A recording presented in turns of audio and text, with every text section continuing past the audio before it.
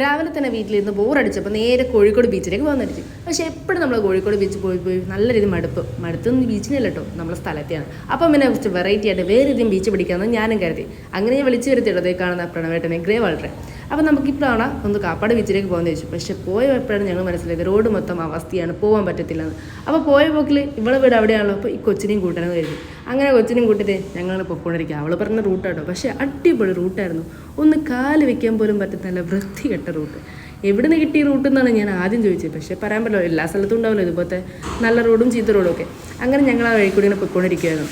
പിന്നെ നോക്കുമ്പോൾ പ്രണവേട്ടം തുഴഞ്ഞ് വരുന്നുണ്ട്. എങ്ങനെയൊക്കെയോ അവിടെ എത്തിയിട്ടുമുണ്ട്. കാപ്പാട് ബീച്ചിൻ്റെ കാര്യം ഏകദേശം തീരുമാനമായപ്പോൾ നേരെ നമ്മൾ തിക്കോട് ബീച്ചിലേക്ക് തന്നെ പോകാൻ കരുതി. അപ്പോൾ ദേ ഒരു ട്രെയിൻ വരുന്നു. ഈ ട്രെയിനെ ഞാൻ ആദ്യമായിട്ടോ കാണുന്നത്.